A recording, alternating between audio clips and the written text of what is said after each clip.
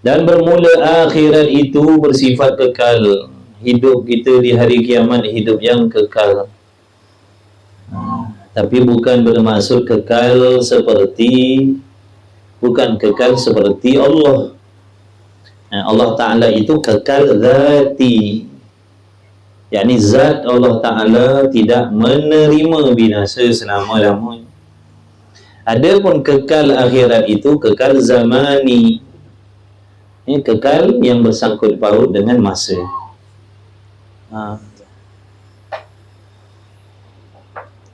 Jadi ketahui oleh akhirat itu kekal. Apa sahaja yang ada di akhirat besok bersifat kekal. Umur kita, hidup kita, kalau yang mendapat nikmat, maka kekal lah nikmat tu. Kalau yang balik akhirat dapat nikmat kesenangan, kekal lah kesenangan tu. Siapa yang balik akhirat dalam keadaan selamat dia kekal. Dia tak akan menerima binasa. Kalau kekayaan, kesenangan, kemewahan, kekayaan, kebanggaan, pangkat darjat yang tinggi yang dimiliki di hari kiamat besok kekal sampai bila-bila. Tak hilang dah. Tidak seperti pangkat, jawatan, nikmat, kesenangan, kebahagiaan, keselamatan dunia. Keselamatan, pangkat, darjat, kemewahan dunia ni semuanya bersifat sementara. Semua habis. Sekaya apa pun habis. Setinggi mana pun pangkat kita atas dunia ni, raja, pangkat raja lah kita paling tinggi. Pangkat raja atas dunia ni pun binasa juga, berkesudahan juga. Berkesudahan juga. Jadi janganlah maka lazimlah meninggalkan yang binasa. Jadi lazimlah makna mestilah kita ni berusaha meninggalkan yang binasa kerana mengambil yang kekal. Rebutlah yang kekal, tinggalkanlah yang binasa. Yang dimaksudkan binasa itu dunia. Apa maksud dunia? Sesuatu perkara yang tidak menolong ibadat, itu dunia lah. Jadi kalau kita bekerja, pekerjaan kita tu ada hubung kait dengan ibadat, namanya akhirat. Kalau urusan pekerjaan kita tu jadi asbab kita leka daripada ibadat, tu namanya dunia. Jadi dunia ni ada benda yang kita boleh ambil, ada benda yang kita mesti tinggalkan. Benda-benda dunia yang menjadi sebab kita lupa kepada Allah, leka kepada Allah, leka daripada Allah, membelakangkan Allah, membelakangkan agama. Benda-benda dunia yang menjadi sebab kita tidak ada masa untuk agama, untuk ilmu, untuk ibadat yang Allah suruh. Lebih-lebih lagi benda yang Allah wajibkan, tak ada masa nak buat benda yang Allah wajib sebab bersibuk dengan sesuatu urusan tu. Maka itulah yang dimaksudkan dengan dunia. Maka lazim, makna mesti kamu kena tinggalkan. Mesti. Mesti, tak dapat tidak. Kalau kita tak tinggalkan, nanti kita binasa. Nanti kita akan binasa di hari kiamat. Kita akan bertemu dengan kebinasaan yang bersifat kekal selama-lamanya. Kecelakaan yang bersifat kekal, kesusahan yang bersifat kekal, azab yang bersifat kekal di hari kiamat besok. Jadi di dunia ni kita kena pandai pandai uruskan masa kita. Kena bijak menguruskan masa kita. Ni musannif dan nasihatkan kita. Maka lazimlah meninggalkan yang binasa. Mana tak dapat tidak, kita kena jauhkan diri kita daripada sesuatu yang binasa, ataupun yang dinamakan dunia tadi tu. Yang tidak ada hubung kait dengan ibadat, tinggalkan, jauhkan, tinggalkan. Jangan menyibukkan diri kita dengan sesuatu yang tidak ada hubung kait dengan ibadat. Jangan sibukkan diri kita dengan urusan-urusan yang tidak ada hubung kait dengan ibadat. Kerana masa yang Allah bagi pada kita ni sangat-sangat mahal, sangat-sangat bernilai. Masa kita semakin sedikit, umur kita semakin pendek. Jadi kalau kita tak pandai menguruskan masa kita, nanti habis masa kita. Contoh satu hari, ni hari ni contoh 24 jam kita tak payah ambil lah. Yang panjang-panjang tu ambil satu hari je. Satu hari 24 jam Allah bagi. Jadi kalau kita tak pandai gunakan 24 jam ni, kita gunakan masa kita hari ni membuat sesuatu yang tidak ada hubung kait dengan ibadat, maka mana masa nak buat ibadat mana? Allah bagi 24 jam. Tiba-tiba sekalian masa 24 jam ni kita gunakan untuk membuat sesuatu yang tidak ada kena-mengena dengan ibadat, dengan amal. Tak ada hubung kait dengan ibadat, tak ada hubung kait dengan akhirat. Habis 24 jam. Habislah masa kita. Maknanya umur kita hari ni sia-sia. Umur kita hari ni sia-sia. Tak ada ibadat. Tak ada masa dah nak buat ibadat sebab habis dah masa tadi digunakan untuk sesuatu yang tidak ada hubung kait dengan ibadat. Dah tu bekerja. Tengok dulu kerja. Tengok dulu kerja dia, kerja yang macam mana? Pekerjaan yang macam mana? Apa niat dia bekerja? Dia bekerja nak untuk apa dia bekerja tu? Dia cari rezeki untuk apa? Kalau dia cari rezeki untuk ibadat, maka nama pekerjaannya tadi ibadat. Kalau dia mencari rezeki supaya dapat berseronok-seronok, itu namanya dunia. Dia betulkan niat dalam kita mencari rezeki. Betulkan niat dalam mencari rezeki. Saya jual sayur. Daripada pagi sampai ke petang saya jual sayur. Tapi niat saya supaya saya dapat untung dan saya boleh gunakan untung ni untuk berseronok-seronok atas dunia. Namanya dunia lah. Maksudnya saya berniaga sayur daripada pagi sampai petang tadi supaya saya dapat duit dan saya boleh berseronok dengan duit tadi. Boleh mengikut keinginan nafsu saya. Keinginan nafsu nak berseronok-seronok. Maka walaupun perniagaan sayur tadi tu halal, tapi oleh kerana niat saya tadi tu berniaga untuk mencari rezeki supaya saya boleh berseronok, bukan untuk ibadat, tak seronok, nak seronok. Faham tak nak seronok? Nak bermewah-mewah, nak bermegah-megah, itu namanya nafsu lah tu. Itu bukan ibadat. Nak berseronok-seronok, nak bermewah-mewah, nak megah-megah, itu bukan ibadat. Itu bukan ibadat. Nak seronok, nak mewah-mewah, nak megah-megah, maka tidak dikira ibadat pekerjaan gitu. Tidak dinamakan ibadat. Jadi betulkan niat itu. Tak kisahlah yang kerja kerajaan ke, kerja swasta ke, kerja sendiri ke, niaga ke, ngorek ke, kebun ke, sawah padi ke, betulkan niat. Aku buat benda-benda ni supaya memudahkan urusan aku dan anak bini aku untuk mengabdikan diri kepada Allah. Baru jadi ibadat pekerjaan dia. Baru diberi pahala oleh Allah ibadat. Kan Imam Ghazali disebut dalam kitab. Maknanya barang siapa yang berusaha mencari dunia kerana keinginan nafsu, bila sebut nafsu tadi nak seronok, maka itu kemaksiatan. Itu kemaksiatan walaupun pekerjaannya itu halal. Dia kan mencuri, dia bukan jual dadah dah. Jual sayur, jual ikan, niaga besar malam. Tapi niat dia nak seronok-seronok, bukan nak ibadat. Maka sia-sialah pekerjaan tadi, sia-sialah masa dia mencari rezeki kerana tidak diberi pahala kebajikan akibat daripada niatnya yang salah. Innamal a'malu binniyat. Nabi kata dah, sungguhnya segala pekerjaan itu gantung dengan niat. Ni pengajian kita malam ini belum tentu jadi akhirat. Pengajian kita ni belum tentu jadi akhirat lagi. Kalau kita datang mengaji ni, contoh saya nak menunjuk-nunjuk, dia jadi dunia je. Dia tak jadi akhirat saya. Walaupun zahir nampak macam amal akhirat. Tapi niat saya nak menunjuk-nunjuk supaya orang puji, supaya orang kenal. Contoh. Maka dia jadi dunia ni, dia tak jadi akhirat. Sebab tu tadi, akhirat tu ataupun dunia-dunia tu bermaksud sesuatu, kata setengah ulama, sesuatu yang tidak memberi faedah selepas mati. Kelas pengajian kita ni, kita tak akan dapat faedah daripada kelas pengajian kita malam ni kalau kita mengaji ni dengan niat yang tidak ikhlas. Maka kelas pengajian kita ni namanya dunia. Walaupun orang yang lalu lalang kata rajin ni, puak-puak ni beribadat, kata orang ni, tapi sisi Allah dah, sisi Allah jadi dunia.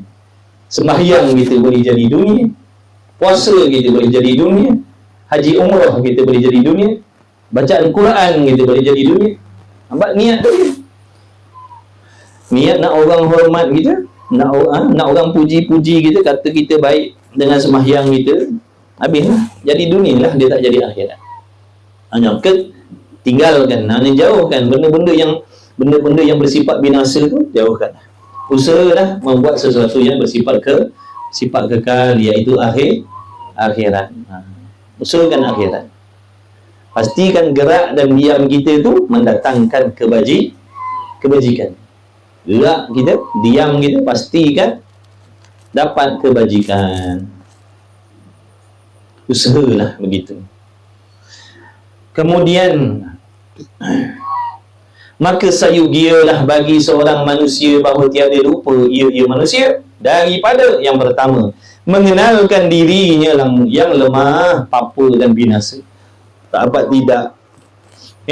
tidak kita ni manusia ni, baik lelaki perempuan, kaya miskin, kita mesti tahu, mesti sedar dan mesti yakin dan mesti terima yang kita ni lemah gitu. Lemah gitu. Tak ada daya, lemah. Hari ni kita boleh buat kerja kita, siapa tolong? Allah tolong. Nak pergi kerja, Allah tolong. Balik kerja, Allah tolong. Tengah buat kerja, Allah tolong. Lemah kita, bergantung dengan Allah. Lemah lah. Allah kuasa. Dia tak bergantung dengan siapa. Dia tak berhajat kepada siapa. Dia tak memerlukan sesiapa. Tapi kita sentiasa memerlukan Allah. Sentiasa memerlukan Allah untuk menolong, membantu kita dalam setiap urusan kita. Berhajat kepada bantuan dan pertolongan Allah sentiasa. Walaupun kita duduk saja pun harap pertolongan Allah juga. Nak bernafas, duduk saja nak bernafas. Duduk saja harap Tuhan tolong juga. Nak duduk saja pun, kalau Tuhan tak bagi nyawa, nak duduk saja macam mana kita? Ni kita nak duduk ni, Tuhan tolong ni kita duduk ni. Cuba tanya orang lumpuh tu macam mana. Yang lumpuh tu, kenapa dia tak boleh duduk macam kita? Semua ni dalam nikmat Allah gitu. Sentiasa. Sekali pun tak pernah terlepas daripada nikmat Tuhan. Cuma kita tak berasa sebab terlalu banyak pertolongan Allah tu, terlalu banyak sampai kita tak ingat punya mewah ni kita. Cuma bila dapat sesekali benda yang bernilai, baru nampak, ya Allah. Bila sesekali dapat benda yang pada kita bernilai, baru kita, ya Allah, baru nampak benda tu nikmat. Padahal yang duduk pada diri kita ni, nyawa kita ni, dengan duit yang kita dapat, contohnya tiba orang datang bagi duit kita, sebakul duit, kita kata, ya Allah, nikmat Tuhan. Sedar tak nyawa yang ada pada kita sebelum kita terima duit tadi lebih besar daripada duit yang kita terima? Hati kita ni, hati kita dilekakan. Syaitan nafsu melekakan hati kita daripada mengingat Allah. Terlupa kita. Padahal apa yang ada pada tubuh badan kita ni lagi lebih mulia, lebih besar, lebih bernilai daripada benda yang baru datang. Harta, kekayaan, pangkat, jawatan dan sebagainya. Nyawa kita ni, nak beli mana? Tak boleh beli. Sebuah kerajaan tu boleh ditumpah, boleh digadaikan dengan segelas air. Sebuah kerajaan boleh digadaikan, ditukarkan dengan segelas air sejuk. Nak mati dah. Gaja nak mati. Kalau andai kata aku bagi kau segelas ni, kau boleh sambung balik nyawa kau, tapi dengan syarat kau tukar kerajaan, dia nak tak agak? Nescaya dia akan sanggup menggadaikan pemerintahan dia dengan air sejuk tadi. Jangan main-main.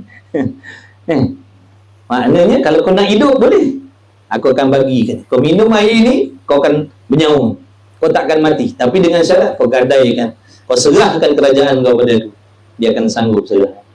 Asalkan dia hidup. Mahal nikmat. Jadi kita kena ingat, kita ni lemah kita. Papa kita ni, tak ada apa-apa kita ni, tak ada apa-apa. Semua ni pinjam. Rupa pinjam, tubuh pinjam, nyawa pinjam, akal pinjam, mata telinga pinjam, laki bini pinjam, anak-anak pinjam, kenderaan pinjam, pangkat pinjam semua. Sampai satu masa Allah ambil balik. Sampai satu masa cukup tempoh yang Allah nak, Allah dia ambil dah balik. Dia ambil segala-galanya. Apa-apa. Dan kita ni pula bersifat binasa. Kita ni mati, kita ni musnah.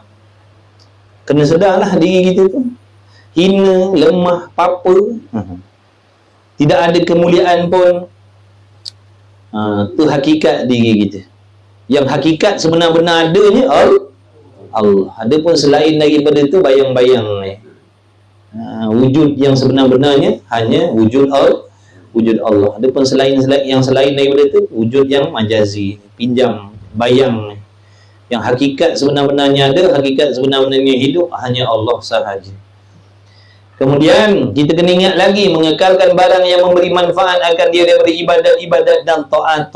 Kita kena ingat, selain daripada kena ingat, kita ni lemah, kita ni dhaif, kita ni sentiasa berkehendak, bergantung, berhajat kepada Allah, pertolongan Allah. Selain daripada itu, kita kena ingat, kita hendaklah kita mengenalkan barang yang memberi manfaat akan dia daripada ibadat-ibadat dan ta'at. Kita kena tahu apakah ibadat-ibadat ataupun ketaatan-ketaatan. Macam mana nak melakukan taat kepada Allah. Apa ibadat yang kita perlu kena buat, yang mesti kena buat. Kita kena tahu Allah, apa yang Allah suruh atas diri kita tu. Lepas Allah dudukkan kita atas dunia ni, apa yang Tuhan yang menjadikan kita atas dunia ni, Tuhan yang memindahkan kita atas dunia ni, selain daripada dihidupkan kita di sini, dia suruh kita buat apa? Dia suruh kita buat apa ni? Duduk transit dekat sini ni, duduk menumpang dengan lembu kambing ni atas dunia ni, betul? Kita bukan ke dunia ni kita tumpang dengan binatang. Kita tumpang dengan binatang. Kita tumpang dengan binatang. Tumpang dengan lembu, tumpang dengan kambing. Hebat ni? Hebat tak? Numpang dengan lembu. Setempat dengan lembu kambing, anjing babi, semua tak? Ke tak boleh terima? Ke tak boleh terima kita ditempatkan satu tempat dengan anjing babi dengan lembu kerbau? Tak boleh terima? Macam tak nak terima ni. Itulah hakikat ni. Nak nafi macam mana? Lainlah kita duduk sini, anjing babi duduk planet Pluto dah. Sekali duduk atas dunia ni, atas bumi ni. Dah apa hebatnya duduk numpang sekali dengan binatang? Itulah hakikat. Mau tak mau kena terima. Itulah hakikat itu. Nasib baik Allah bagi kita akal. Baru terbeza dengan haiwan-haiwan tadi. Kalau Allah tak bagi akal, 2 kali 5 lah kita.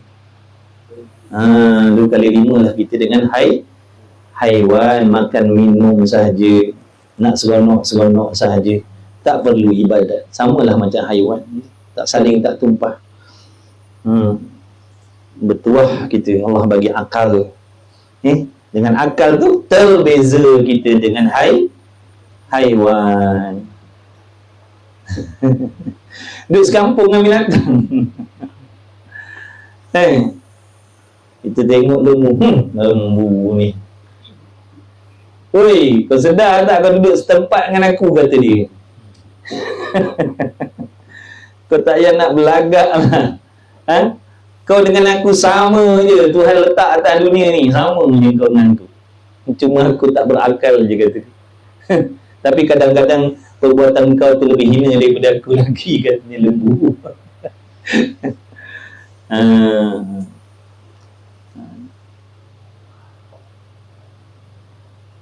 Sungguh tak nak terima.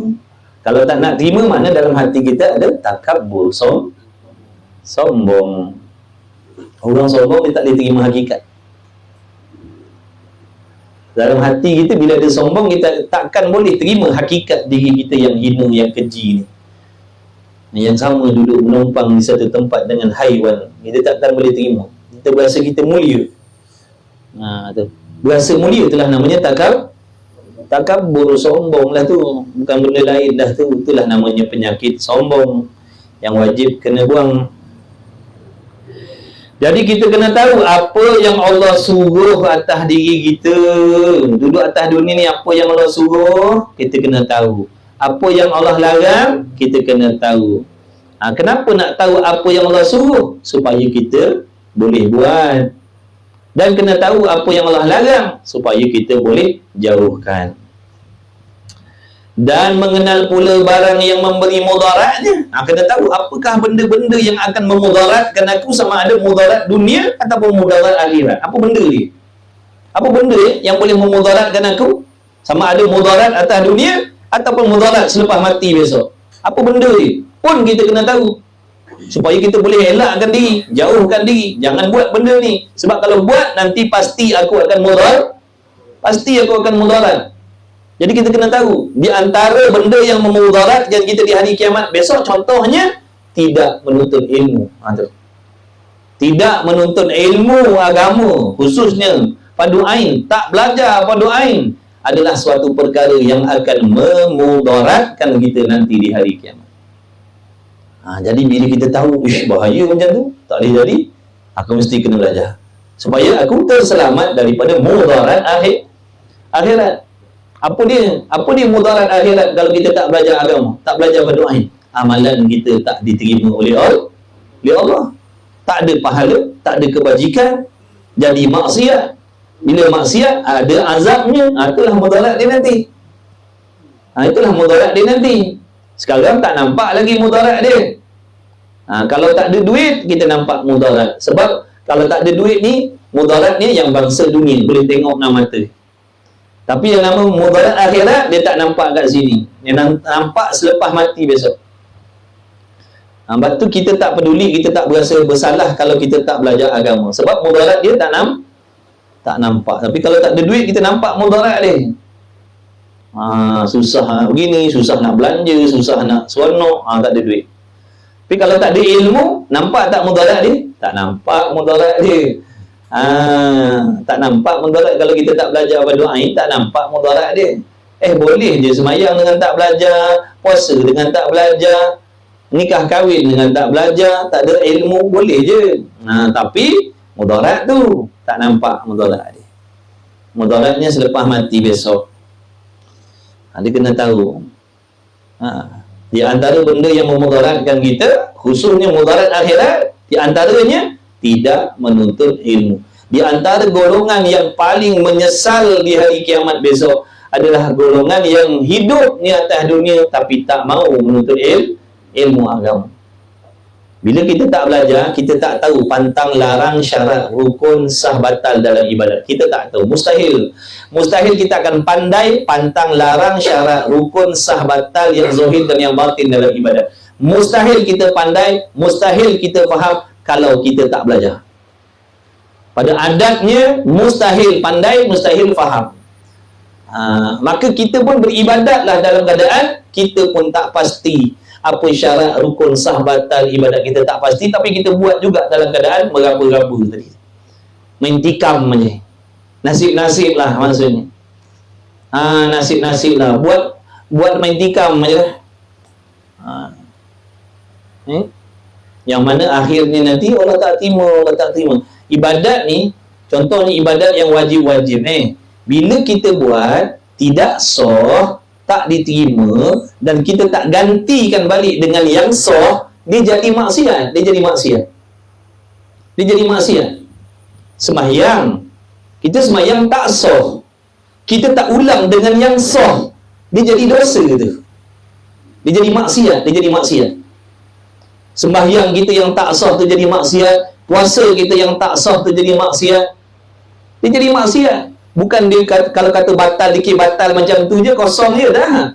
Dia jadi maksiat. Jadi perlu kita belajar ilmu fiqh tu, supaya kita tahu syarat rukun sah batal ibadat sembahyang, supaya kita boleh mendirikan sembahyang yang sah dan tidak menjadi maksiat. Bayangkan, zuhur tak sah jadi maksiat, asar tak sah jadi maksiat, maghrib tak sah jadi maksiat, isyak tak sah jadi maksiat, subuh tak sah jadi maksiat. Tu sehari. Kalau umur dia yang berpuluh tahun buat ibadat dalam keadaan begitu, berapa banyak maksiat semayang. Ni cerita maksiat semayang, tak cerita maksiat lain lagi. Yang puasanya tak sah, tak cerita lagi. Yang akidahnya tak sah, tak cerita lagi tu.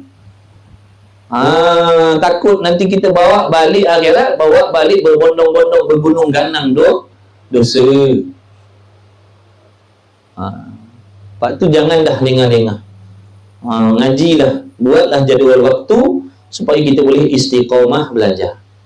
Belum terlambat lagi.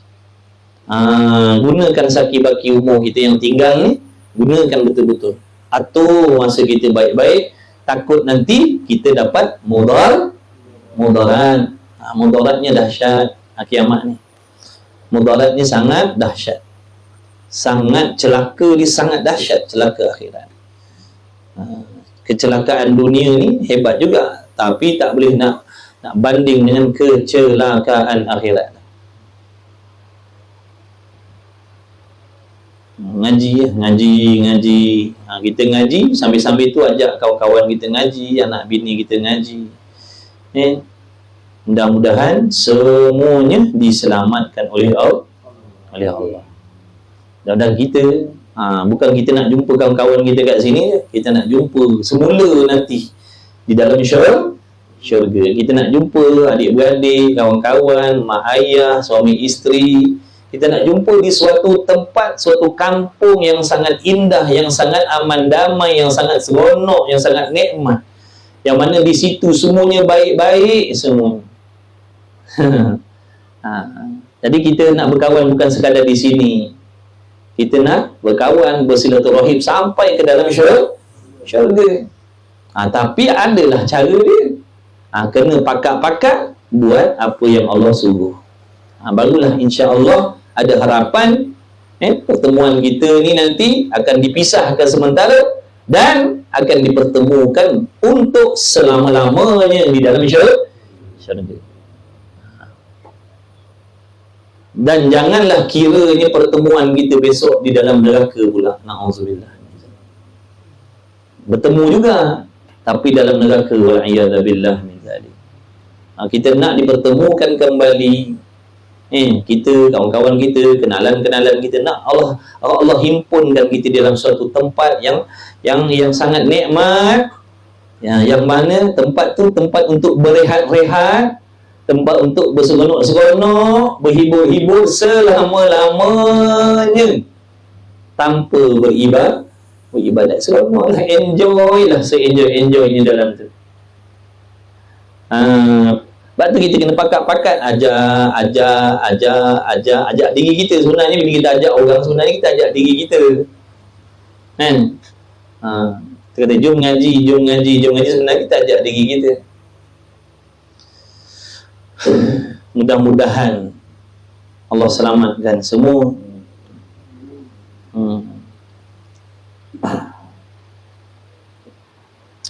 Tu kerja kita atas dunia ni.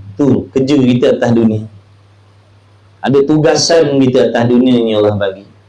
Bukan Allah pindahkan sini numpang dengan haiwan tu dan berkelakuan seperti haiwan.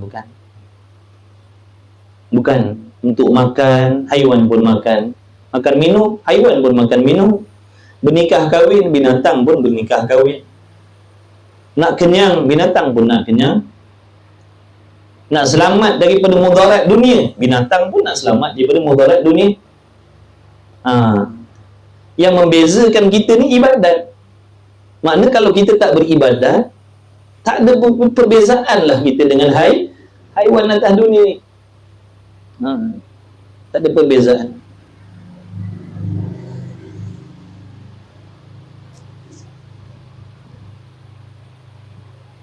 Belum terlambat. Tapi kena cepat-cepat. Jangan leka-leka. Masa dah banyak kita buang. Dah puluh-puluh tahun kita buang. Wal asri innal insana lafi khusrin. Sesungguhnya demi masa manusia ni, kita ni dalam kerugian. Banyak modal yang Allah bagi kita salah guna. Masa ni modal lah. Umur ni modal lah. Tapi kita salah guna. Bila salah guna modal, nanti kita tak dapat untung. Orang lain pandai guna modal, dapat untung berlipat-lipat kali ganda. Modal sama, yang dia pun 24 jam, kita pun 24 jam. Tapi dia dengan modal 24 jam tadi dapat untung berlipat kali ganda. Kita dengan modal 24 jam tadi tak ada apa, bahkan jadi muflis pula. Sebab salah guna modal. Umur ni modal. Modal untuk kita berniaga atas dunia ni, iaitu perniagaan perniagaan akhirat. Perniagaan akhirat. Digunakanlah baik-baik.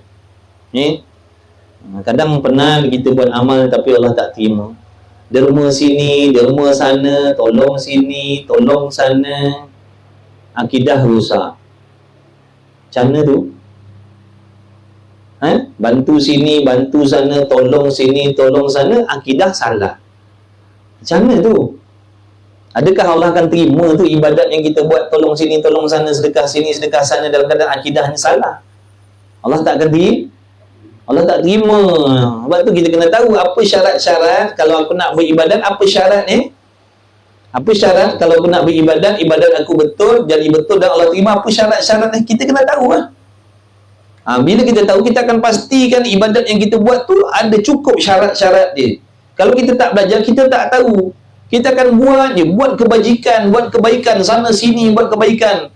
Kita tak tahu yang akidah tu adalah benda yang paling utama mesti ada dalam hati kita. Tapi kita tak tahu. Kita pun buatlah kebaikan, buatlah kebajikan. Rupa-rupa akidah, pegangan dalam hatinya salah terhadap Allah. Menyesal besok. Menyesal besok. Lepas tu cepat-cepat ngaji-ngaji pada Ain. Jangan tinggal tauhid, tasawuf, fiqh, ngaji. Masa cari duit, masa ngaji. Macam tu.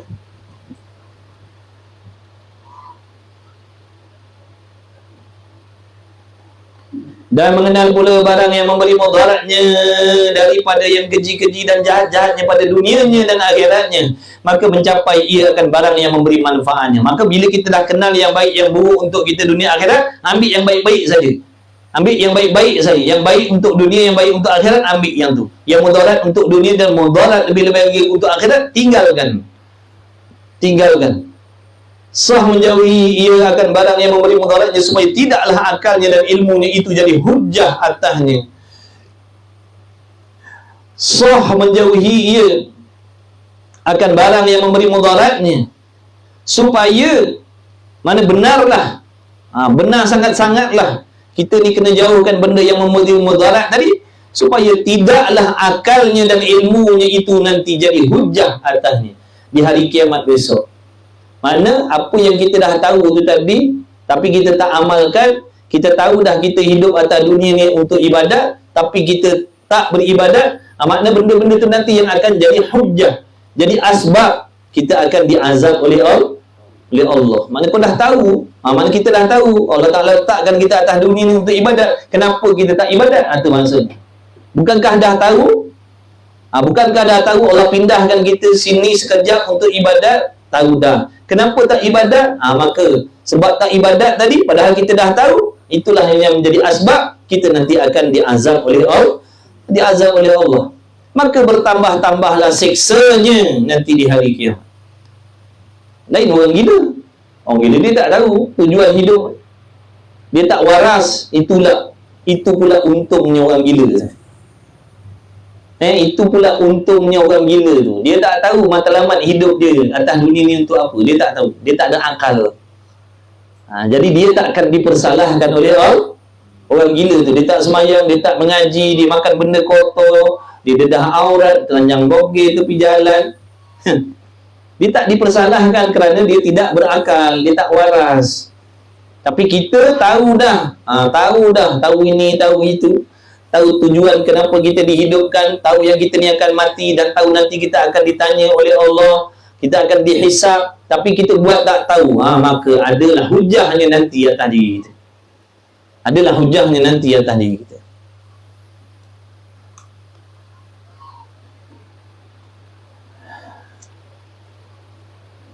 Dan hanya sesungguhnya telah datang pada menyatakan kemegahannya ilmu dan kelebihannya ilmu itu oleh beberapa banyak daripada ayat-ayat dan hadis-hadis yang sahih-sahih lagi masyhur. Setengah daripadanya barang yang diriwayatkan daripada Abi Darda radhiyallahu ta'ala anhu. Radhiyallahu ta'ala anhu, bahawasanya berkata, ya Abu Darda, bersabda Nabi sallallahu alaihi wasallam. Ni nak sebut kelebihan ilmu. Ni namanya hadis targhib. Hadis yang nak menggemarkan kita supaya belajar. Hadis yang nak menggemarkan kita supaya belajar. Bila ingatkan hadis ni, kita jadi seronok nak ngaji. Pemangkin semangat nak mengaji. Waalaikumsalam. Dengar hadis ni, fahamkan hadis ni, ingatkan hadis ni selalu, akan jadi pemangkin. Boleh menggairahkan nafsu yang malas ngaji. Nafsu kita ni memang tabiatnya tidak gairah dengan menuntut ilmu. Nafsu kita memang tidak gairah dengan menuntut ilmu. Tak ada karen. Sebut belajar tak ada karen. Tak ada karen, tak gairah. Jadi perlu ada sesuatu untuk mengumpan nafsu tadi supaya jadi gairah nak mengaji. Malah-malah lemah-lemah, lesu-lesu gini-gini, teringat hadis Nabi ni, oh naik semangat nak ngaji. Oi, pergi ngaji. Tu maksud dia. Ada umpan ni. Ni umpan ni, hadis ni. Ni umpan ni. Penggairah nafsu untuk menuntut ilmu. Apa Nabi kata? Nabi as-sadiqul masduq, yang sangat benar, yang mustahil bohong. Kan Rasul sifat benar.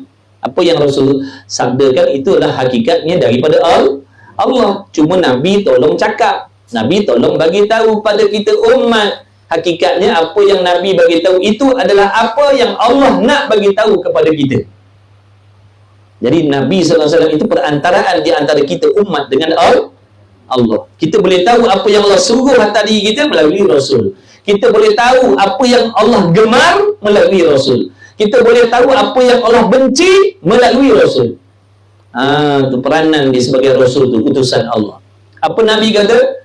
Man salaka tariqan yatlubu fihi ilman, salakallahu bihi tariqan min turuqil jannah, wa innal malaikata latadau ajnihataha ridan li talibil ilm, wa innal alima la yastaghfiru lahu man fis samawati wa man fil ard wal hitanu fi jawfil ma, wa inna fadlal alim 'ala al-'abidi ka fadlil qamari lailatal badri 'ala sa'iril kawakibi, wa innal ulama'a warathatul anbiya'i, wa innal anbiya'a lam yuwarrithu dinaran wala dirhaman war rasul ilma, faman akhadahu akhadha bihadzin wafir, atau kama qala Rasulullah sallallahu alaihi wasallam. Nabi kata apa? Siapa-siapa yang berjalan ia. Nabi tak kait laki-laki perempuan. Nabi tak kait tua muda. Nabi tak kait sempurna cacat. Nabi tak kait cantik tidak. Nabi tak kait keturunan apa. Nabi tak kait bangsa apa. Nabi kata siapa-siapa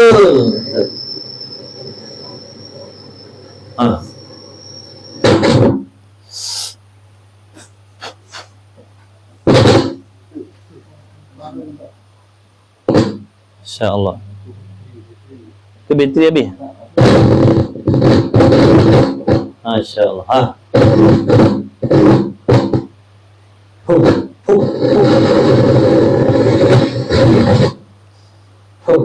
Dah. Biasa duduk situ dia. Kacau ngaji. Pun sakit. Saya halau benda lain.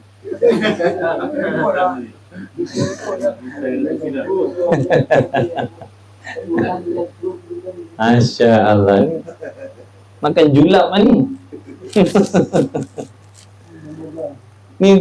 Ni part penting ni, cepat ni. Ni bab sedap ni. Awak dengar. Allah sallallahu alaihi wasallam. Nabi kata, siapa-siapa yang berjalan ia.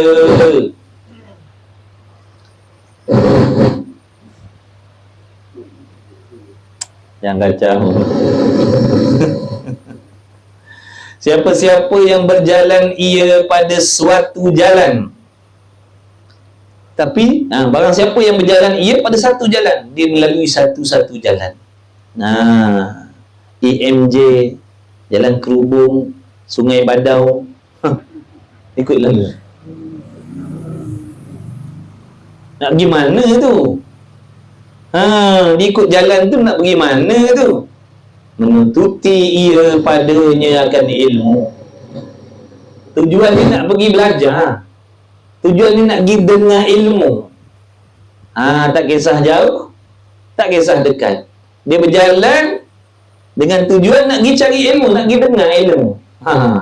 Ni ya, kawan-kawan semua ni ya. Kalian semua ni, antum semua ni. Orang ngaji online tak dapat. Sian orang ngaji online. Dapat, jangan risau. Dapat.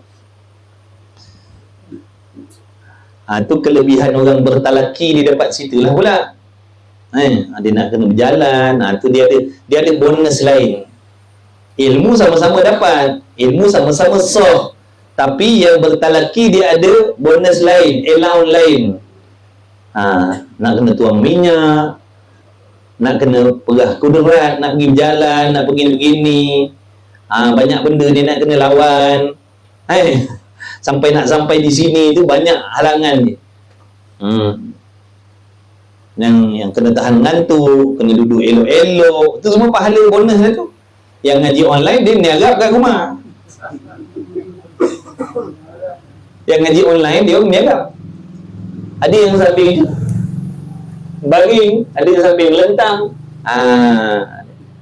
Dia kurang kat situlah. Kecuali walaupun online, dia jaga adab dia, pakai pakaian bersih, berwuduk, kalau perempuan bertudung. Walaupun ngaji secara online, majlis ilmu kan. Tu.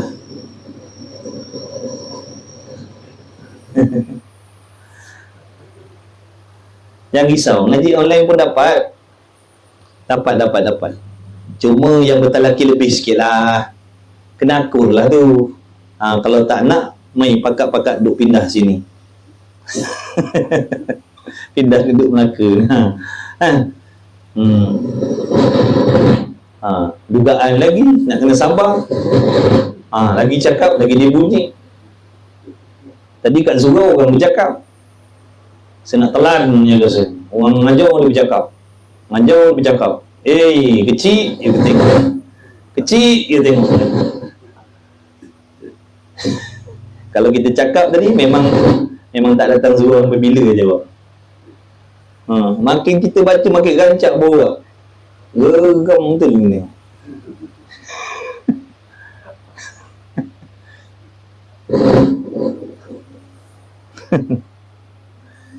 Macam-macam itulah dia.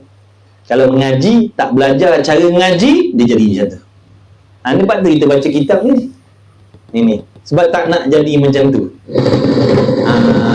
Tak nak jadi macam tu. Tu kita sudah cepat tadi. Kita dah panas. Biasa pukul 9 kita baru berhenti. Tadi 8.40 kita berhenti. Dia dah 2-3-4 kali kita pandang. Ni kan kena ni kan ni. Ni kena ni kan ni. Nampak gaya ni bila cabut, tutup lah. Ganggu. Cakap jadi pun dengar kot.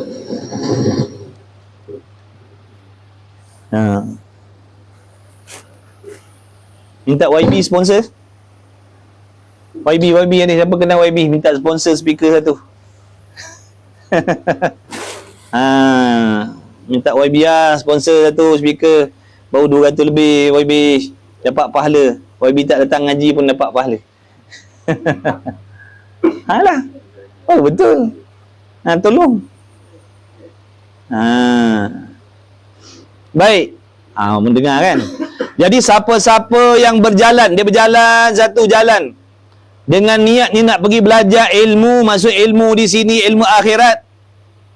Nescaya Nabi kata memperjalan oleh Allah Ta'ala akan dia pada satu jalan daripada jalan-jalan daripada jalan-jalan mana? Man salaka tariqan yatlu fi ilma salakallahu bihi tariqan min turukil jinan ataupun jannah.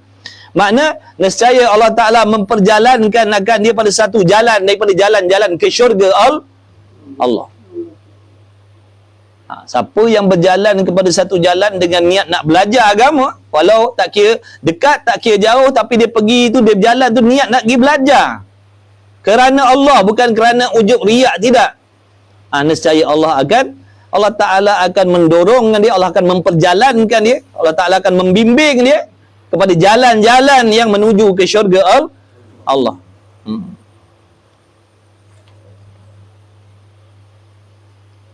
Dan bahawasanya malaikat menghantar ia, menghantar dengan mana? Menghamparkan, melebarkan sayapnya. Malaikat menghamparkan sayap-sayapnya bagi orang yang menuntuti ilmu. Ni duduk bawah sayap malaikat ni. Menghamparkan. Malaikat duduk menghamparkan sayap dia. Memayungi. Malaikat memayungi orang-orang yang sedang duduk dalam majlis ilmu. Sungguh ni sedang berlaku ni, kalau Allah buka hijab ni, mati kita terpelanjat. Tengok.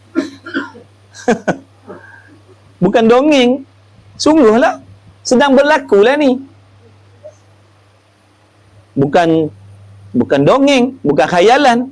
Kalau Allah buka mata, kalau Allah Ta'ala mengangkat hijab, kalau Allah Ta'ala membuka pandangan mata kita ni sehingga kita boleh melihat benda gaib, kita akan dapat saksikan tempat ni penuh dengan malaikat. Kita ni sedang berada di bawah sayap malaikat. Bukan satu malaikat. Sebanyak-banyaknya malaikat mengerumuni majlis ilmu tadi tu. Daripada sini sampailah ke langit sana. Bertindan-tindan. Seronok macam orang, kalau macam kita orang lambat duit macam mana? Kita ni orang lambat duit. Lambat duit emas macam mana orang kutung macam mana? Berebut macam mana? Macam itulah, mudah nak faham. Punya seronoknya malaikat ni dengan majlis zikir dan orang-orang yang berada di dalam majlis zikir tadi tu. Seronok. Sama-sama yang ngaji online pun sama. Duduk bawah hamparan sayap malaikat. Sebab itulah kita kena jaga adab. Walaupun ngaji secara online, Kang malaikat kata apa belenging ni?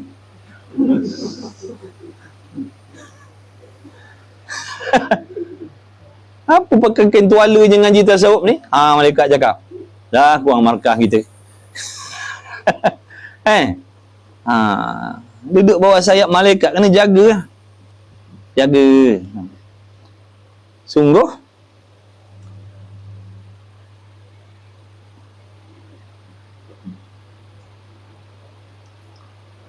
Oh, subhanallah. Tu kalian-kalian tu duduk kat Melaka sana, duduk kat Sabah, duduk Sarawak, duduk Selangor, semua sedang dipayungi oleh para malaikat. Di Singapura, duduk bawah sayap malaikat. Mana kalau Allah bukakan hijab, kita boleh tengok penuh malaikat. Adalah hikmah Allah tak tunjuk tu. Di antaranya nak menguji, adakah kau percaya apa yang Nabi cakap? Adakah kau yakin apa yang Nabi sebutkan? Ataupun kau memperolok-olokkan, mengejek-ngejek apa yang Nabi cakap? Ya ke tidak? Ya ke tidak? Ya ke? Maknanya dia tak beriman dengan Rasul lah tu. Ya ke? Betul ke? Ya ke? Mana dia tak yakin dengan Rasul. Dia tak beriman dengan Rasul. Kalau macam tu, na'udzubillah, kufur. Sebab tu dengan Rasul dia kena yakin, bukan syak. Dengan Rasul kena yakin, bukan zon. Yakin. Makna apa yang Rasul cerita tu memang benar-benar berlaku. Benda nyata, benda tak nyata, benda yang dah ada, benda dahulu, benda yang sekarang, benda yang gaib, benda yang lagi akan datang, semuanya wajib kita percaya. Wajib percaya. Itu nama iman. Percaya kepada benda yang tak nampak, dilihat dengan mata kepala. Ganu. Ada yang berasa hati tak sebut negeri dia. Dalam Malaysia lah. Semua masuk lah, umum lah sekali lah. Singapura satu, berasa dak Azman dak Singapura. Orang suruh pindah Malaysia tak nak. Duduk Singapura. Masuk Singapura pun masuk.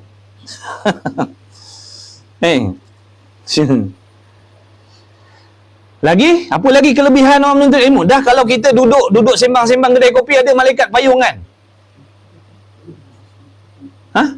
Duduk kedai kopi sembang-sembang kosong, ada malaikat payungan.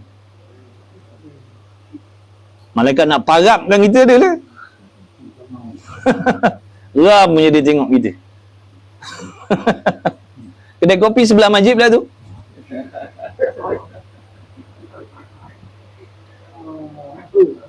Kat masjid tengah kuliah ada lepak kedai kopi sebelah masjid je.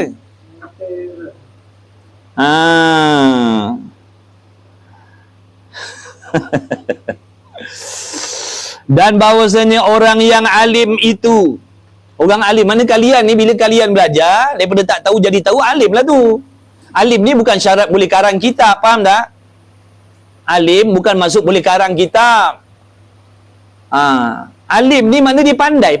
Daripada tak pandai semayang, dia belajar jadi alim bab solat. Daripada tak tahu, tak faham tentang akidah, bila dia belajar bab akidah, jadi alim bab akidah.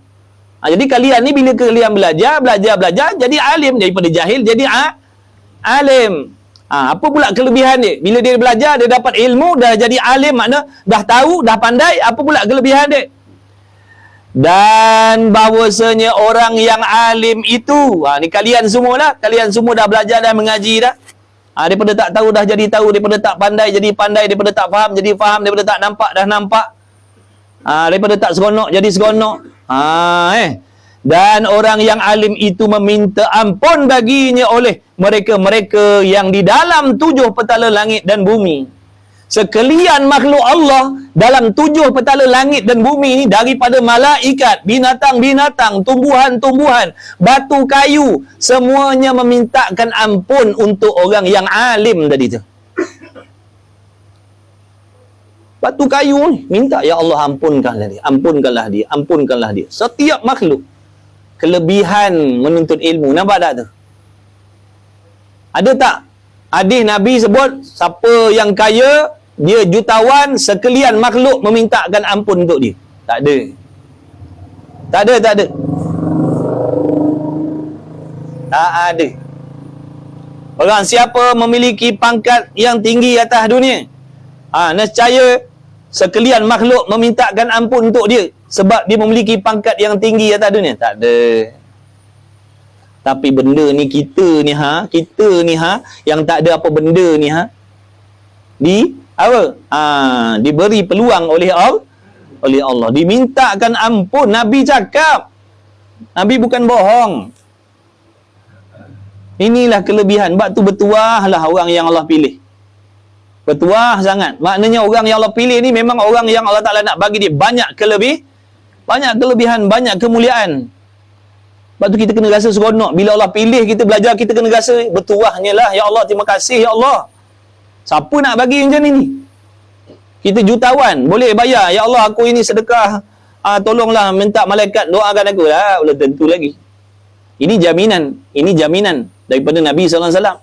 Siapa menuntut ilmu, kemudian dia jadi alim, dia jadi tahu, dia jadi pandai tentang ibadat, sekalian makhluk dalam 7 petala langit dan bumi ni, dan ikan-ikan di dalam bukan mencarut tu bahasa dia dah tu. Bukan mencarut tu, bahasa dia dah nak sebut benda dasar. Tu nak sebut ke tak sebut? Ni online ni.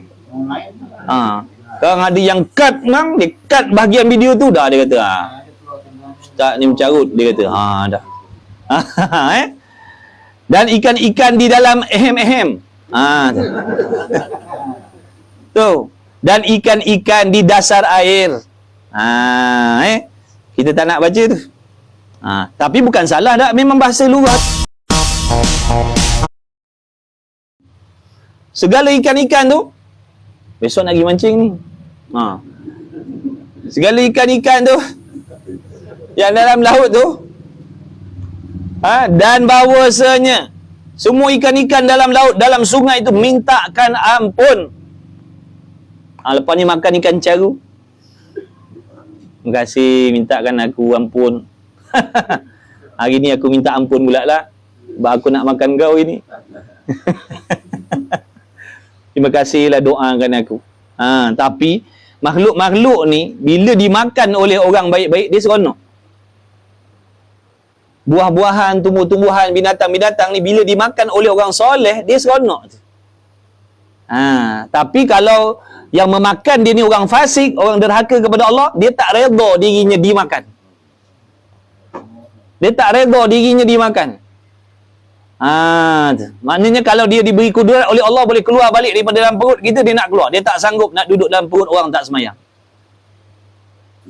Sungguh dalam kitab tu sebut, ni baju-baju kita ni, kalau diberi kudrat bergerak, dia takkan sanggup nak menutup aurat orang yang tak solat. Tak redha, dia tak suka, dia tak seronok. Maknanya dia tak nak bekerja sama lah. Tak nak terbabit menutup tubuh-tubuh orang yang derhaka kepada Allah. Sampai macam tu sekali. Macam tu sekali, sampai macam tu sekali. Punya bencinya makhluk Allah tu pada kita yang tak taat kepada Allah. Ni bumi ni bukan main dendam dengan kita. Kau pijak tengah belakang aku, kau derhaka kepada Tuhan aku, kau tunggu kau masuk dalam perut aku. Tu yang dihimpit sampai berselisih tulang rusuk. Berselisih tulang rusuk dihimpit oleh bumi. Sebab apa? Murkanya, marahnya kerana kederhakaan kita kepada Allah. Kau berjalan atas dunia dengan sombong, sombong kepada Tuhan, buat dosa, buat maksiat pada Tuhan. Hari ni kau masuk dalam perut aku, kau siap. Dan bahawasanya kelebihan orang yang alim atau orang yang jahil itu seperti tu tadi, nampak tak? Yang pertama tadi, meminta ampun baginya oleh mereka-mereka yang di dalam 7 petala langit dan bumi. Masuk binatang, tumbuhan, masuk sekali. Masuk sekali. Binatang, tumbuhan mintakan ampun. Ya Allah, ampunkan Polan bin Polan. Ampunkan Polan bin Polan. Oh, itulah.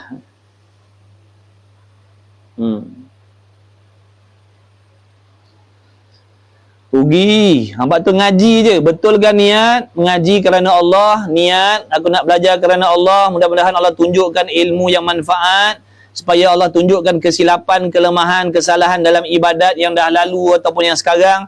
Dan tunjukkan jalan ibadat yang lagi akan datang yang betul. Tu niat kita belajar. Nak beramal dengan ilmu. Dan samping tu nak kongsi-kongsi kepada kawan-kawan kita. Tapi niat nombor 1 belajar nak beramal. Bukan niat nak mengajar. Bukan.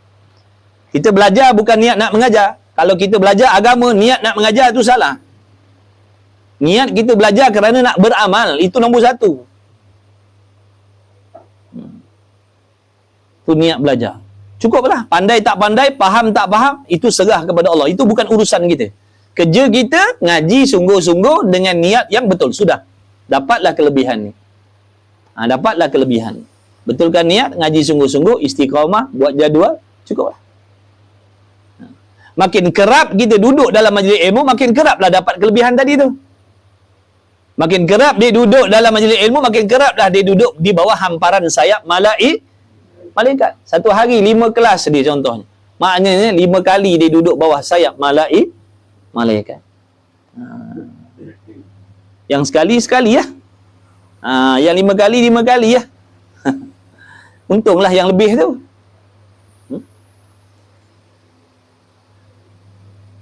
Tak boleh jadi ni. Tak boleh jadi ni, aku seminggu sekali duduk bawah sayap malaikat ni. Tak boleh jadi ni, mana boleh. Kena ada perasaan macam tu, nak berlumba-lumba. Nak berlumba-lumba mendapat kelebihan yang Allah bagi. Tujuh petala langit bumi, binatang-binatang, tumbuhan, unggas-unggas, semut-semut tu, semua mintakan ampun kepada orang yang menuntut ilmu dengan ikhlas. Kemudian bila dia jadi alim, dan bahawasanya kelebihan orang yang alim atau orang yang jahil itu seperti kelebihan bulan pada malam penuh purnama atas sekalian bintang-bintang. Malam ni contoh malam ke-13, malam 14, malam 15 Macam mana terangnya, cerahnya, menonjolnya cahaya bulan tadi nak bandingkan dengan bintang-bintang yang ada keliling tu. Macam itulah perbandingan orang yang alim dengan orang yang jahil. Bila orang tu belajar, dia alim, dia ibaratnya macam tu lah. Dia tu tadi ibaratnya macam bulan purnama dan yang lain-lain tu macam bintang-bintang saja. Punya cerahnya, punya terangnya, punya menonjolnya, punya istimewanya, punya zahirnya, punya cantiknya nak bandingkan dengan yang lain-lain. Tengok dia tak nampak lain dah. Tengok dia tak nampak yang lain dah. Itu kelebihan orang alim. Jadi kita kena adalah impian nak jadi macam tu. Kena adalah impian nak jadi macam tu. Kena adalah impian nak dapat kelebihan macam tu. Jangan kita tengok benda-benda dunia, bila tengok orang kaya, orang hebat, kita ada impian nak jadi macam tu. Tiba-tiba bila tengok ada kelebihan-kelebihan di sisi Allah macam ni, kita tak ada keinginan nak jadi macam tu, nak ambil macam tu. Janganlah tu. Tengok kelebihan akhirat, nak, ya Allah aku nak jadi macam tu, ya Allah aku nak benda tu, aku nak dapat macam tu. Jangan kalau ahli dunia, bila dia tengok orang hebat-hebat benda dunia, dia kata, aku nak ni kalau aku dapat. Tu ahli dunia. Kalau ahli ibadat, ahli akhirat, bila sesuatu benda tu merupakan suatu benda yang mulia, yang hebat di sisi Allah, dia ada keinginan, dia nak benda tu. Ya Allah aku nak jadi macam tu, aku nak benda macam tu, aku nak kelebihan macam tu, ya Allah. Itu baru kata hatinya cenderung cinta kepada akhirat. Tapi kalau contohnya kita dengar kelebihan-kelebihan macam ni, tak ada rasa nak, itu masalah hati kita. Maknanya berat lah tu hati kita, cepat-cepat rawat tu. Bila sebut tentang kelebihan-kelebihan di sisi Allah, tak ada berasa nak, itu masalah hati. Hati kita banyak lagi dosa yang tak diampunkan oleh Allah. Kena banyak taubat, kena banyak solawat. Ni kena banyak ingat mati, kena banyak ingat azab, supaya kotoran-kotoran hati tadi jadi luntur.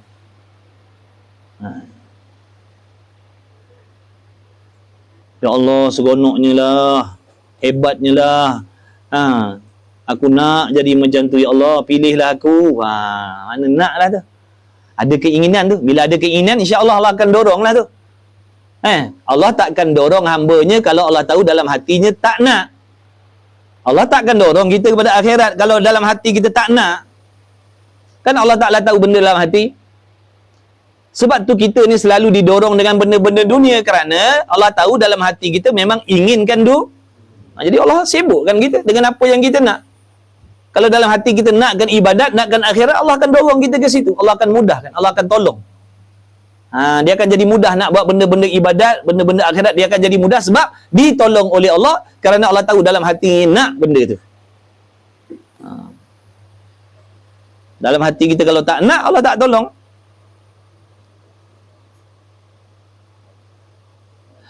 Dan bahawasanya orang-orang yang alim itu waris-waris bagi nabi-nabi. Maksud bukan, makna yang dimaksud di sini orang alim yang bertakwa. Orang alim yang bertakwa, orang ulama yang bertakwa, bukan ulama su'. Jangan salah faham. Bukan ulama su', bukan ulama yang jahat, bukan ulama yang menggadaikan dunia dengan ilmunya, yang menjual ilmunya dengan dunia, bukan. Itu bukan, itu ulama su', itu bukan pewaris nabi. Itu dajjal. Yang dikatakan pewaris nabi ni ulama yang takut kepada Allah. Yang hak-hak, yang batil-batil, dia tak peduli. Yang hak dia kata yang benar, dia kata benar, yang salah dia kata salah. Orang suka tak suka dia tak peduli. Bukan tu niat dia mengajar, dia menyebarkan agama, bukan nak mencari populariti tak. Memang niatnya ikhlas nak membantu perjuangan Rasulullah SAW. Tak ada kepentingan dalam perjuangan dia menyebarkan agama. Itu ulama yang macam tu. Bukan yang menjual agama dengan dunia, bukan. Bukan yang memutar belit hukum hakam Allah, bukan. bukan yang menyebarkan fahaman sesat. Tak masuk. Tak masuk. Jadi hati-hati dengan yang kata ulama pewaris Nabi ni, ulama yang bertakwa. Ulama yang takut kepada Allah. Bila takut, maknanya dia akan bawa fahaman yang betul, dia tak akan putar belit agama, dia tak akan sorok hukum hakam Allah. Itu kata benar. Tapi kalau jenis sorok-sorok, tu bukanlah tu. Sorok-sorok. Takut bila cakap macam tu orang tak suka dia. Dia takut bila cakap macam tu, nanti anak-anak murid lari. Dia takut. Jadi dia mengajar, sebenarnya apa? Nak orang rapat kepada dia, nak cari pengikut ramai. Na'udzubillah min zalik. Na'udzubillah min zalik. Nak jaga hati murid, nak jaga hati masyarakat, sanggup disembunyikan, diputar belitkan hukum hakam Allah. Itu yang namanya ulama dunia. Ulama dunia. Itu bukan, itu tak masuk dalam kata warasatul anbiya, tak masuk. Itu bukan pewaris Nabi, bukan. Dan bahawasanya orang-orang yang alim, mana ulama-ulama yang takut kepada Allah itu adalah waris-waris bagi Nabi. Kerana bahawasanya Nabi-Nabi itu tiada mempusakai, mereka itu makna tidak meninggalkan pusaka, harta. Akan dinar, mereka tak meninggalkan dinar, mereka tak meninggalkan harta, dan tiada pula dirham, dan hanya sesungguhnya mempusakai mereka itu akan ilmu, yakni ilmu yang sebenar, bukan ilmu yang sesat. Bukan ilmu yang sesat. Sebab tu kita kalau nak cari ulama, carilah ulama akhirat, jangan cari ulama dunia. Cari ulama akhirat. Ulama akhirat ni petanda dia apa? Ramai orang benci. Ramai orang benci. Yang benci lagi ramai daripada yang suka dengan dia. Cakap benda benar, orang tak suka. Cakap benda agama yang sebenar, orang tak suka. Sungguh.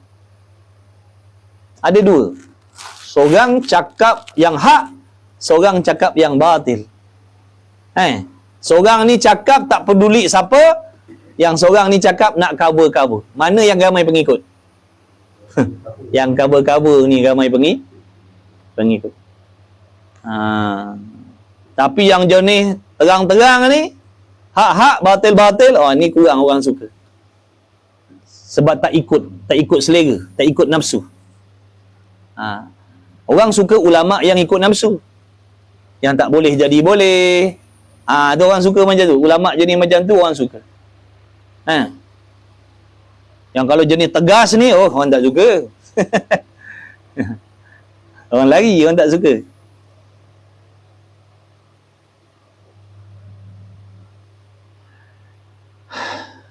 Kerana bahawanya Nabi-Nabi itu tiada mempusakai habis, maka hanya sungguh-sungguh. Maka siapa-siapa yang mengambil akan dia, siapa-siapa yang bersungguh mengambil apa yang dipusakakan oleh Nabi tadi, iaitu apa? Ilmu, maka sungguh-sungguhnya mengambil ia dengan habuan yang sempurna. Siapa yang berebut atas dunia ni ambil ilmu yang Nabi tinggalkan, sesungguhnya dia telah mengambil sesuatu habuan, mana kelebihan yang sangat sempurna. Jadi rebutlah, sementara ada ni rebutlah. Ajak anak bini kita rebut sekali. Pakat-pakat mengaji. Kita datang kelas, pesangan anak bini kita, awak ikut kelas secara online. Saya ngaji bertalaki, awak ngaji secara online. Sambil-sambil jaga anak kat rumah. Boleh? InsyaAllah lah. Tak apalah, sikit-sikit pelan-pelan lah. Benda ni kena proses. Dia melalui proses. Lebih-lebih lagi kita suami, kita nak kena tegas lah. Kena selalu cakap, selalu ajak, selalu cakap. Jangan putus asa. Boleh jadi esok lusa Allah bagi taufik dia. Pandailah pujuk. Awak memanglah membahagiakan saya, tapi sebenarnya kalau awak mengaji lagi, saya bahagia, ya Allah. Dia mikir tu. Awak ni sempurna dah, bagus dah, saya seronok. Terima kasihlah jadi isteri saya bahagia. Tapi kalau awak belajar agama, saya bertambah-tambah bahagia. Itulah pemberian yang sangat bernilai daripada awak untuk saya. Bertuah saya memiliki isteri yang nak belajar agama. Ya Allah, syukur. Dia perempuan kan dia suka kena puji. Sejak awak mengaji ni, muka awak saya nampak lain lah. Besok lepas asar dia dah buka kitab lah. Perempuan memang terbiak dia macam tu. Bab memuji ni, kalau kita puji tu jadi sebab dia dekat dengan Allah, tak apa harus puji.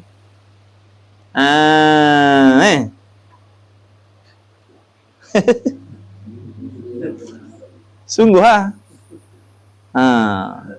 lepas hasar dia dah siap pakai telukung mana duduk atas jadah dah. Buat apa ni mentebiat ni? Ngaji kelas online. Kelas online lepas isyak. Semangat supaya tambah lagi cahaya muka saya. Allah. Sungguh kalau isteri kita ngaji, dia pun dapat kelebihan ni lah. Dia dapat kelebihan. Diminta ampun oleh malaikat, diminta ampun oleh sekalian makhluk Allah. Lepas tu dapat pahala khidmat suami lagi. Itu lain pula. Masya Allah. Banyak kelebihan. Banyak kelebihan. Cukuplah setakat situ. Kita baca sebutir lah. Balik awal lah ni. Allahu a'lam. Mudah-mudahan Allah bagi manfaat kepada kita semuanya. Amin ya rabbal alamin. Bismillahirrahmanirrahim. Alhamdulillahirabbil alamin wassalatu wassalamu ala Rasulillah wa ala alihi. Allahumma rabbana fa'na bima 'allamtana rabbana 'allimna alladhi yanfa'una rabbana faqih ahlana wa qarabati lana fi dinina ma'alikudul unsa wa dzakara sallallahu alaihi wasallam Muhammad wa ala alihi washabihi wa baraka wa sallam. Alhamdulillahirabbil alamin. Taqabbalallahu minkum minna wa minkum taqabbal ya karim.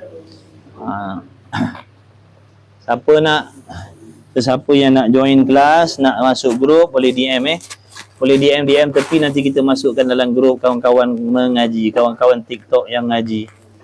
Boleh pakat-pakat ngaji sama-sama insya-Allah. Boleh pakat-pakat mengingati. Siapa yang nak join kelas boleh DM tepi. Boleh inbox saya, nanti saya masukkan.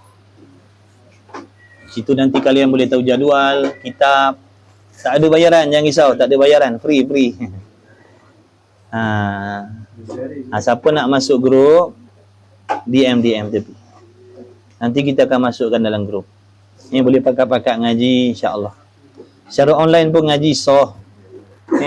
Kalian tak ada masa nak pergi ngaji surau masjid, ngaji secara online. Sah juga ilmunya. Tapi syarat kena bersungguh lah. Sungguh. Kena ada kitab, bersungguh. Free je sahabat, tak ada bayar. Kita satu hari paling kurang 3 kelas hari. Paling kurang satu hari ada 3 kelas. Paling banyak 4 kelas lah. Pagi, Zuhur, lepas Maghrib, lepas Isyak. Jadi kalau kalian nak ikut 4 kelas satu hari tu, ikutlah. Selagi larat kalian nak belajarlah. Mudah-mudahan dapat saya kongsikan kepada kalian. Ada benda yang manfaat untuk kalian. Jazakumullahu khairah. Ajak kawan-kawan kita belajar, jangan malu, jangan segan. Jangan pandang siapa mereka, tak peduli siapa pun mari pakat-pakat mengaji. Tak peduli, saya tak pilih orang, siapa pun tak peduli.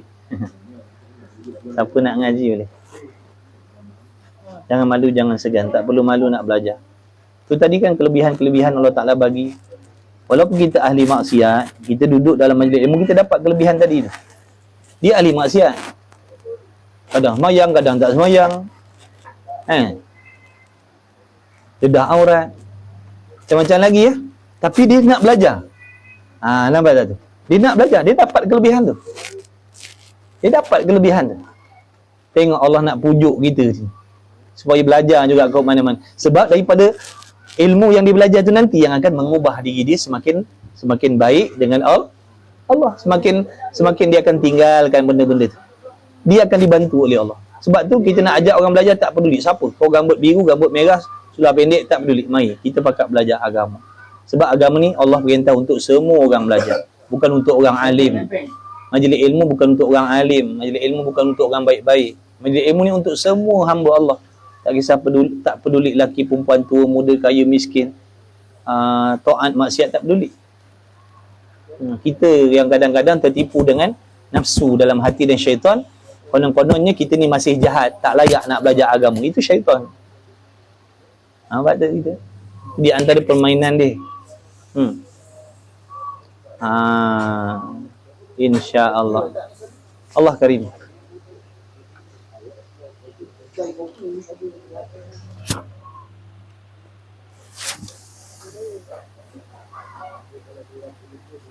Mari.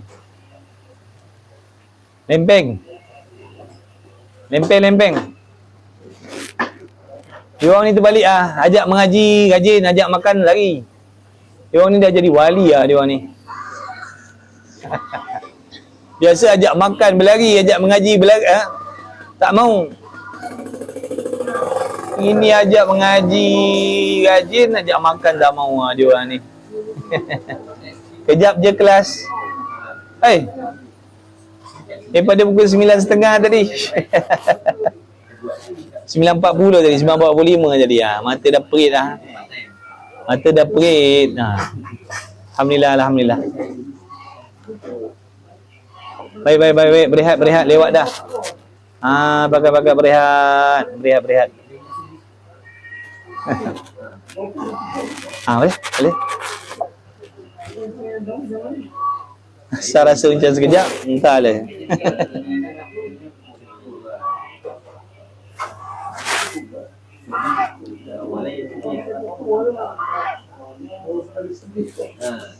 Baik. Selamat.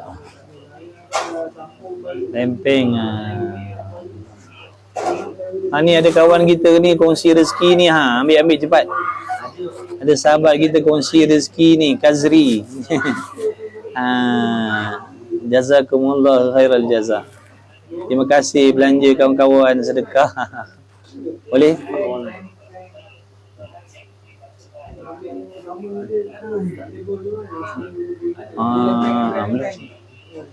Sini. Siapa nak join group boleh DM saya juga.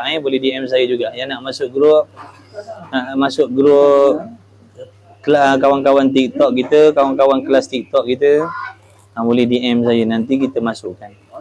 Tak peduli siapa pun. Kalian masuk dulu, nanti kalau rasa tak sesuai kalian keluar balik. Tak ada kena bayaran. Tak ada bayaran.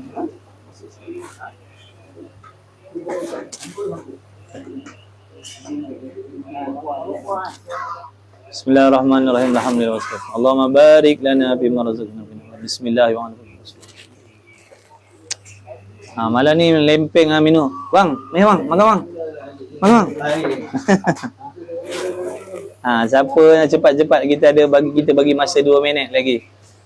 Info siapa nak masuk grup boleh DM. Abang Jas kita ni, Jas Seri ni dah pinkan komen. Boleh tak? Dah pinkan komen. Siapa nak duduk dalam grup boleh masuk. Tak ada bayaran apa-apa, percuma sahaja. Boleh ikut kelas mana-mana, nak ikut kelas duha, nak ikut kelas zuhur, nak ikut kelas maghrib, nak ikut kelas lepas isyak, boleh. Tak ada bayaran. Pakat-pakat ngaji.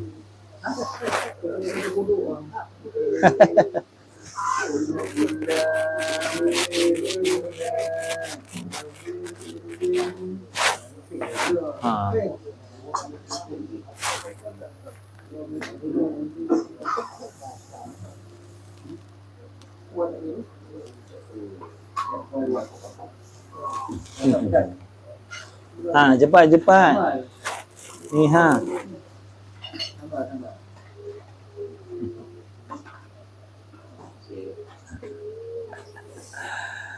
Allah. Mana pergi? Lagi kecil.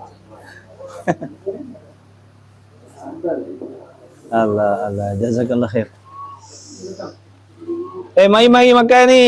Empeng ni.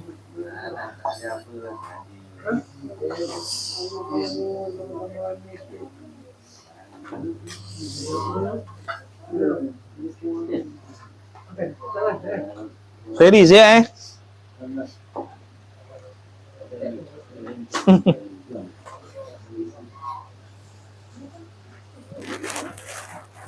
Jap. Seminit.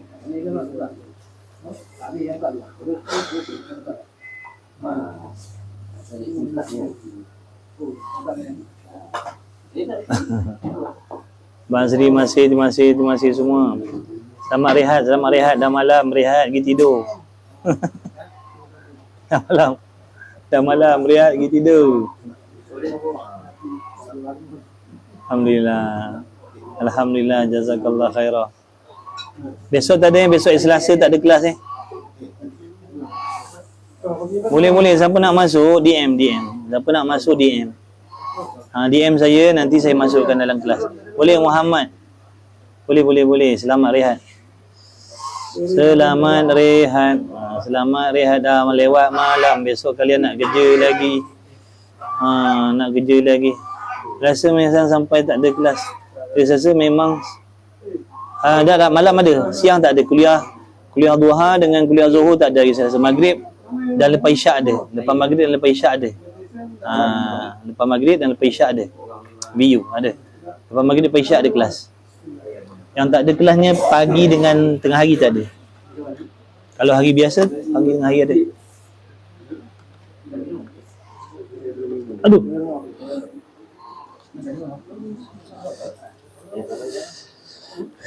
Masya Allah, lempeng. Hai, mari makan lempeng. Insya Allah. Saya nak sekepingnya. Boleh tak? Ha? Kalau air basuh tangan ada, saya pakai tangan. Senang sikit. Buat makan lempeng Siapa yang nak keluar tu bolehlah keluar berehat-berehat. Lewat dah pergi tidur. Besok sekolah. Besok sekolah. Besok pergi kerja. Besok sekolah pula.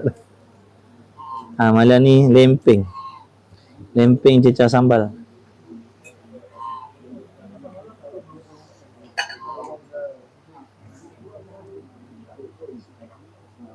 Amin ya Rabb.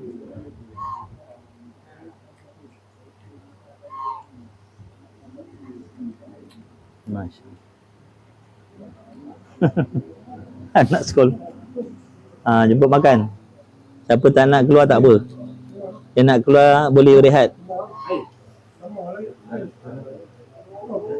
Pak, main makan bang. Tu apa duduk hari tu?